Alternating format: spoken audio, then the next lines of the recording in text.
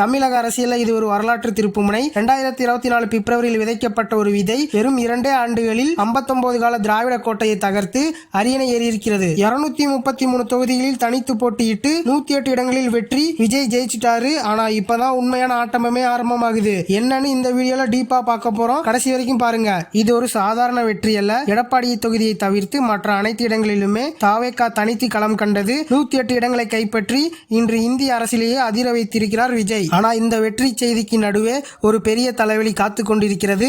அதுதான் 10 லட்சம் கோடி கடன். முந்தைய ஆட்சிகள் விட்டு சென்ற 10 லட்சம் கோடி கடன் ஒரு பக்கம், இன்னொரு பக்கம் விஜய் கொடுத்த பிரம்மாண்ட வாக்குறுதிகள். மகளிர் உரிமை தொகை 2500 உயர்வு, பெண்களுக்கு 1 பவுன் தங்கம், ஆண்டுக்கு 6 இலவச சிலிண்டர். இந்த திட்டங்களை செயல்படுத்த மட்டுமே ஆண்டுக்கு கூடுதலாக 4 லட்சம் கோடி தேவைப்படும். கஜானா காலி. ஆனா கொடுத்த வாக்குறுதிகள் ஏராளம். இந்த நிதி நெருக்கடியை விஜய் எப்படி சமாளிக்க போகிறார் என்பதுதான் முதல் சவால். விஜய்க்கு அனுபவம் இல்லை என்று சொல்பவர்களுக்கு அவர் வைத்திருக்கும் பதில் மேனேஜ்மெண்ட்.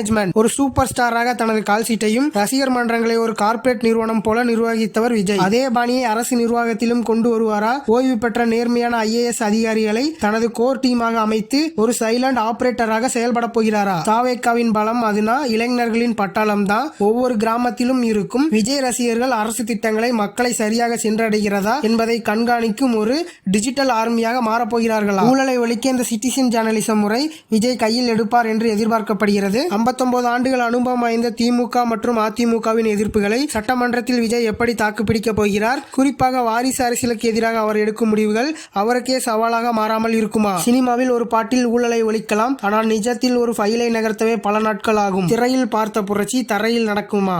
விஜய்க்கு முன்னால் இருப்பது வெறும் 234 தொகுதிகள் மட்டுமல்ல, தமிழகத்தின் 50 ஆண்டுகால அரசியல் பிம்பத்தை உடைக்கும் ஒரு மாபெரும் சவால். நண்பர்களே, நீங்க என்ன நினைக்கிறீங்க? விஜய் இலவசங்களை அறிவிக்கணுமா இல்ல கடனை அடைக்கணுமா? உங்க கருத்தை கமெண்ட் பண்ணுங்க. மறக்காம லோகன் டாக்கீஸ் சேனலை ஃபாலோ அண்ட் சப்ஸ்கிரைப் பண்ணிக்கோங்க.